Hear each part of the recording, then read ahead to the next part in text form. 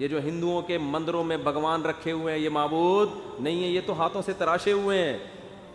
عیسائی حضرت عیسیٰ کو الہ کہتے ہیں. نا عیسیٰ تو کھاتے بھی تھے اور پیتے بھی تھے, مریم کے پیٹ سے پیدا ہوئے ہیں, خدا پیدا نہیں ہو سکتا. تھوڑی دیر میں ہماری اذان کی آواز آئی, اللہ اکبر اللہ اکبر. کیا زبردست, پوری دنیا میں سب کی سمجھ میں آ رہا ہے اس کا مطلب کیا ہے. تو پیپر ایسی چیز میں, تو پنڈت جی جو خطبہ پڑھتے ہیں, میں کوشش میں ہوں کہ سنسکرت زبان, یہ لفظ کیا ہے, سنسکرت زبان ہے نا, اس کا ترجمہ کہیں سے ملے, سمجھ میں نہیں آ رہا. پھر میں برما گیا, وہاں اذان, جو بدھسٹ ہیں ان کی اذان ہو رہی تھی, پیغام, وہ اذان پورے شہر میں کسی کی سمجھ میں نہیں آتی اس کا مفہوم کیا ہے. زبانیں ایسی ہیں جن میں پیپر آؤٹ ہو رہے ہیں نا, وہ زبانیں ختم. وہ فجر کی ان کی اذان ہوتی تھی, فجر سے پہلے وہ بردری کیا بدھسٹ زبان میں ہوں کر کے چل رہا ہوتا تھا. میں کہہ رہا بھائی کیا ہو رہا ہے بھائی, یہ کیا مطلب ہے. اس سے پوچھا کہہ رہے ہیں یہ ان کا جو بدھسٹ کا جو بڑا ہے نا, اس کے علاوہ کسی کو سمجھ میں نہیں آتا. میں نے کہا چلو کسی بڑے سے ملتے ہیں. تو میں نے وہ جو میرے ابراہیم صاحب ہیں, بڑے اچھے میرے دوست ہیں, جن کی انویٹیشن پہ برما گیا میں, تو میں نے کہا آپ تو یہیں کے, وہ ان کے مسائل نہ کھڑے ہو جائیں کہیں. ابراہیم تو بہت سارے ہیں, کسی بھی بلی ڈال دیں گے ہم ان کو بچا کے. تو میں نے ابراہیم بھائی سے کہا, میں نے کہا مجھے ان کے جو اذان دے رہے ہیں نا فجر میں, چلو چلتے ہیں, ان کی جو بھی اذان ہے اس کو پکڑتے ہیں جاتے, اس سے میں پوچھتا ہوں تو کیا بول رہا ہے. انہوں نے کہا وہ ٹیپ ریکارڈ رکھا ہوا ہے, ریکارڈنگ چلتی ہے, بندہ. تھوڑی دیر میں ہماری اذان کی آواز آئی, اللہ اکبر اللہ اکبر. کیا زبردست, پوری دنیا میں سب کی سمجھ میں آ رہا ہے اس کا مطلب کیا ہے. اللہ سب سے بڑا ہے, اللہ سب سے بڑا ہے. پھر اللہ اکبر. اللہ کو اس میں اتنا مزہ آتا ہے, اللہ کہتا ہے دوبارہ کہے, ابھی سمجھ میں نہیں آیا ان کے. اللہ اکبر اللہ اکبر, اشہد ان لا الہ الا اللہ. یہ جو ہندوؤں کے مندروں میں بھگوان رکھے ہوئے ہیں یہ معبود نہیں ہے, یہ تو ہاتھوں سے تراشے ہوئے ہیں. عیسائی حضرت عیسیٰ کو الہ کہتے ہیں. نا عیسیٰ تو کھاتے بھی تھے اور پیتے بھی تھے, مریم کے پیٹ سے پیدا ہوئے ہیں, خدا پیدا نہیں ہو سکتا. اور پتہ نہیں کسی نے سورج کو بنایا ہوا, سورج کی پرستش, کوئی آنکھ کی پرستش. لا تسجدوا للشمس ولا للقمر. کیسا تلوار چلی ہے قرآن کی شرک کے خلاف. نہ سورج کو سجدہ کرو اس کے حسن کو دیکھ کے, ہاں ہم مانتے ہیں بڑا حسین ہے, چاند کو دیکھ کے اس کو سجدہ مت کرو, ہم مانتے ہیں بڑا حسین ہے. اللہ جب اتنا حسین ہے تو سجدہ کیوں نہ کریں. فرمایا واسجدوا للہ الذی خلقہن, اس کو کرو جس نے اس حسین کو پیدا کیا, وہ اس سے زیادہ حسین ہے. یہ خود تھوڑی بنے, ان کو تو بنایا ہے کسی نے.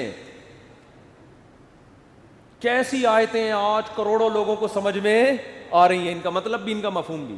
اشہد ان لا الہ الا اللہ, میں گواہی دیتا ہوں اس خدا کے اللہ کے سوا کوئی معبود نہیں ہے. اشہد ان محمد الرسول اللہ, میں گواہی دیتا ہوں کہ محمد خدا نہیں ہے, اس کے بھیجے ہوئے پیغمبر ہیں, اس کے سفیر ہیں, میں گواہی دیتا ہوں. اور یہ اذان آج خود گواہی دے رہی ہے کہ واقعی وہ سچے پیغمبر تھے, کہ جو دعوت دے کر گئے ہیں 1400 سال کے بعد بھی ایک حرف کی تبدیلی کے بغیر وہ اناؤنسمنٹ اسی طرح ہو رہی ہے جس طرح بلال حبشی کو نبی صلی اللہ علیہ وسلم نے اذان سکھائی تھی. بالکل A to Z اسی طرح اذان دی جا رہی ہے. اور جیسے 1400 سال پہلے حضرت بلال جب اشہد ان لا الہ الا اللہ کہا کرتے تھے تو پبلک کو مطلب سمجھ میں آتا تھا. 1400 سال گزر گئے, آج ان الفاظ کا مطلب بعینی ہی اسی طرح سمجھ میں آ رہا ہے جس طرح پہلے, بلکہ پہلے سمجھنے والے لاکھوں تھے, آج سمجھنے والے کروڑوں ہیں. پھر حی علی الصلاۃ, آؤ نماز کی طرف, حی علی الفلاح, آؤ کامیابی کی طرف. کیسا خوبصورت کلام ہے یار. اور ریکارڈنگ نہیں چل رہی, مؤذن صبح صبح جاگتا ہے, وضو کرتا ہے, قبلے کی طرف رخ کرتا ہے, پھر اس دعوت کے نتیجے میں جو عبادت کی جاتی ہے, کیسی خوبصورت عبادت. آپ چرچوں میں جا کے دیکھو, ڈیسک نظر آئیں گے, خوبصورتی نظر آئے گی, فانوس نظر آئیں گے, پادری کا بڑا خوبصورت لباس نظر آئے گا, گھنٹیاں نظر آئیں گی, گیت نظر آئیں گے. وہ روحانیت نہیں ملے گی جو آپ کو مسجد میں امام, میں انہی سول کپڑوں میں ہر جگہ جاتا ہوں, فجر بھی اسی میں, ظہر بھی اسی میں, عصر بھی اسی میں, مغرب بھی اسی میں, عشاء بھی اسی میں, شادی بھی اسی میں.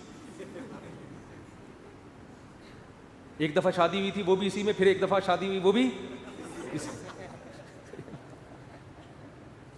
ایک دفعہ مجھے کسی نے کہا کہ میں آپ کے سسر کو دعوت میں بلانا چاہتا ہوں. میں نے کہا کون سے والے؟ وہ ہمارے ریلیٹیو. میں نے کہا یار تمہارے ساتھ یہ مسئلہ نہیں ختم.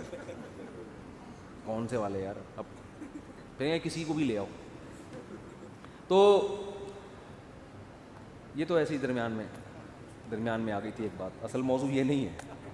تو ان کے لباس دیکھو, ہمارے مذہبی رہنماؤں کے لباس وہی ہیں جو عوام کے لباس. کوئی الگ سے لباس بھائی یہ پگڑی تو تبلیغ والے بھی پہنتے ہیں نا, یہ بھی پہنتے ہیں. یہ کرتے شلوار تو ہمارے یہاں کلی والا, یہ تو کلی والا کرتا میں نے لوگوں سے ہی سیکھا ہے.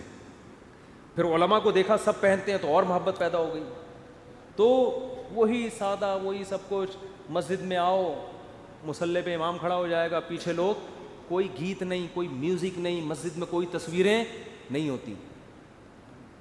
باوضو ہو کے مسواک کر کے صبح صبح, کیسا نورانیت کا ٹائم ہے. امام کیا کہتے ہیں؟ اللہ اکبر. یہ زبان سمجھ میں آتی ہے لوگوں کو کہ نہیں آتی؟ کروڑوں لوگوں کو سمجھ میں آیا کہ امام نے کیا الفاظ کہے ہیں. پھر الحمدللہ رب العالمین. حرم کی تراویح سنو, تمام تعریفیں اس اللہ کے لیے جو تمام جہانوں کا پالنے والا.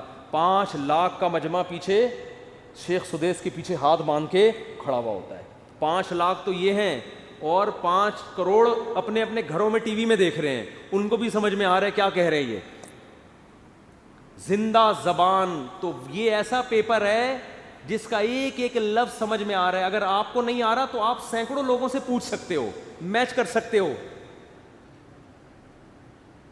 سمجھ میں آ رہی ہے بات؟ تو یہ پیپر ہے جو اناؤنس ہوا ہے.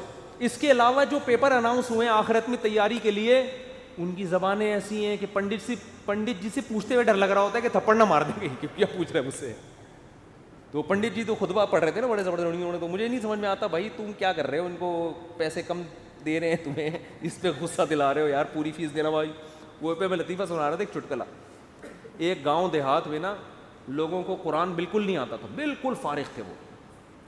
گاؤں دیہات والوں کے جہاں تعلیم نہیں بھی ہے نا تو وہاں شوق بہت ہوتا ہے ان کو, کوئی بھی عربی سکھا دے, کوئی قرآن پڑھ لے, تراویح پڑھا دے. تراویحوں میں گاؤں دیہات میں امام کو بڑے دودھ جلیبی کھانے کو دی جاتی ہے. تو اب ایک لالچی آدمی پہنچ گیا, اس کو قرآن آتا نہیں تھا. اس نے کہا ان کو کون سا آتا ہے, تو تراویح پڑھا لو, پیسے ویسے مل جائیں گے, کھانا پینا اچھا ہو جائے گا. تو وہ کھڑا ہو گیا نا, اور اس نے عربی کی گردانیں یاد کی ہوئی تھی کچھ, ضرب یضرب ضربن, عربی گرامر کی نا کچھ گردانیں یاد. نماز میں شروع کر دی, ضرب ضربا ضربو ضرب ضربتا ضربنا ضربتا ضربتما ضربتم ضربتی ضربتما ضربتن ضربت ضربنا یضرب یضربان یضربون تضرب تضربان یضربن تضرب تضربان تضربون تضربین تضربان تضربان. یہ میں گردانیں سنا رہا ہوں آپ. اضرب نضرب ضرب یضرب ضربا فوضارب وضرب یضرب ضربا فذاك مضروب لم یضرب لم یضرب لا یضرب. ہم نے رٹا لگا کے یاد کی تھی نا, لا یضرب لا یضرب لن یضرب لن یضرب الامر یضرب لتضرب یضرب یضرب والنهي عنه لا تضرب لا تضرب لا یضرب لا یضرب. الظرف من مضرب مضربان مضربین مضارب مضرب والآلة منه مضربة مضربتان مضربتين مضارب مضربۃ. یہ اس آلہ وسطی کی ہے. پھر اس میں تفضیل اضرب و ضربان ضربون اضربین اضارب اضرب, مؤنث کی ضربا ضربیان ضربین ضربیات ضرب ضریبہ, اور فعل تعجب کی ما ضربہ اضرب بھی وضربہ. یہ جو گردانیں ہیں نا ان کا میں نے 1% سنایا ہے آپ کو. اگر میں شروع ہو جاؤں نا 3 گھنٹے میں گردانیں ختم ہوں گی. جو مدرسوں میں محنت کرائی جاتی ہے طلبہ کو عربی گرامر کے لیے, ایسے رٹے لگوائے جاتے ہیں, تو یہ 1% سنائی ہوگی, بھی 99% باقی ہے. تو اس نے کیا کیا, گردانیں پڑھنا, ضربہ ضربہ ضربو ضربہ ضربہ. پیچھے پبلک تو یار بڑا پکا یاد ہے, قرآن بڑا پکا یاد ہے. ایک اتفاق سے حافظ آ گیا پیچھے, اس کو نہیں پتا تھا پیچھے ایک حافظ آ گیا. حافظ نے اس کو لقمہ دینا شروع کیا. تو یہ حافظ کو کہتا ہے اسکت, چپ ہو جا, نصف لی و نصف لک. جب تراویح کے بعد پیسے ملیں گے آدھے آدھے کر لیں گے. عربی میں چپ کر کے کھڑا ہو. تو بھائی جب کسی کو زبان ہی نہ آئے تو آپ کچھ بھی پڑھ لو. تو اب ہم ہندوؤں سے پوچھتے ہیں بھائی جو آپ نکاح میں خطبہ اپنا پڑھتے ہو تھوڑا سا ترجمہ کر کے ہمیں بتا دو, یا ہمیں نہیں ہندوؤں کو ہی بتا دو, تاکہ ہندو جب شادی کرنے کے لیے آئیں ان کو پتا ہو پنڈت جی ہمیں کیا کیا ہوگی. زبان تو ہے, بہرحال ترجمہ بھی ہوگا. وہ گالیاں والی نہیں, تو میں مذاق کر رہا ہوں. تو کوئی ہندو پنڈت جی کو اس سے تکلیف ہوئی تو بھائی معذرت, میری تو عادت ہے, میں تو مسلمان مولاناؤں پہ بھی فٹ کر دیتا ہوں نا ایسی چیزیں, تو ہم تو اس کی عادت ہے, مقصد کسی کی توہین نہیں ہے. تو زندہ زبان ہے, 1400 سال پہلے بھی اور 1400 سال کے بعد. اتنی قدیم زبان کوئی اب تک محفوظ نہیں ہے. حتیٰ کہ ایک انگریز نے یہ بات لکھی ہے کہ اگر کوئی اپنی ریسرچ کو ہزاروں سال کے لیے محفوظ رکھنا چاہتا ہے کہ جیسے آج اگر میں کوئی کتاب لکھوں تو 1000 سال کے بعد بھی ایسے سمجھی جائے جیسے آج، تو ایسے سائنٹسٹ کے پاس، ایسے فلاسفر کے پاس، ایسے اسکالر کے پاس عربی زبان کے علاوہ کوئی اور آپشن نہیں ہے. بات آ رہی ہے سمجھ میں؟ اس نے کہا جو آج انگلش ہے 100 سال کے بعد چینج. یہی وجہ ہے کہ آج سے 150-200 سال پرانی انگلش کی کتابیں آج کے امریکنز کو، جو بچے ہیں نا، ان کو سمجھ میں نہیں آتی، اور آج کی انگلش 200-250 سال کے بعد نہیں آئے گی. آج 100 سال پرانی اردو اٹھا کے لاؤ، بہت سے لوگوں کو سمجھ میں نہیں آئے گی بھائی کیا کہہ رہے ہیں، بھائی یہ مرزا غالب کے کوئی رشتہ دار لگ رہے ہیں.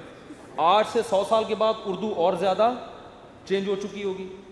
عربی میں ہم جو کتابیں طلبہ کو پڑھاتے ہیں وہ شروع ہی 1200-1300 سال پرانی شروع ہوتے ہیں نصاب، بالکل ایسے سمجھ میں آتا ہے 2 اور 2 4 کی طرح. حتیٰ کہ نبی صلی اللہ علیہ وسلم کے والد اگر آج آ جائیں زندہ ہو کے اور وہ گپ شپ کریں، لوگوں سے کلام کریں، ان کی بات کو سمجھنے والے ہزاروں نہیں، لاکھوں نہیں، کروڑوں لوگ ہوں گے کہ یہ کیا کہہ رہے ہیں. لیکن اس دور میں زبان والا شخص آج آ جائے، ایک بندہ بھی آپ کو شاید نہ ملے جو اس کا مطلب سمجھ رہا ہو کہ یہ کیا بول رہا ہے. کچھ شاید کوئی یونیورسٹی میں کچھ چند اسکالرز ہوں جنہوں نے قدیم زبانوں پہ محنت کی ہوئی ہے، وہ بھی چند ایک لوگ ہوں گے. تو بھائی آخرت پر اگر آپ یقین کرو گے، آخرت پر مانو گے کہ آخرت ہے، تو آپ کے پاس اسلام کے علاوہ آخرت کی تیاری کرنے کے لیے اسلام کے آپشن کے علاوہ کوئی آپشن ہے ہی نہیں. کیونکہ پیپر جس زبان میں سمجھ میں آتا ہے وہ اسلام نے ہی آؤٹ کیا ہے، اور پیپر کا جو طرز تحریر ہے اور جو اس میں سوالات ہیں وہ سوالات بتا رہے ہیں کہ یہ واقعی کسی سمجھدار نے، کسی ایسی ذات نے اناؤنس کیا ہے جو پیپر بنانے کی اہل ہے. اس میں سوالات بھی متعین، جواب بھی بتا دیا، اور ایسے جوابات ہیں جو فطرت کو اپیل بھی کرتے ہیں، نیچر کو اپیل کرتے ہیں.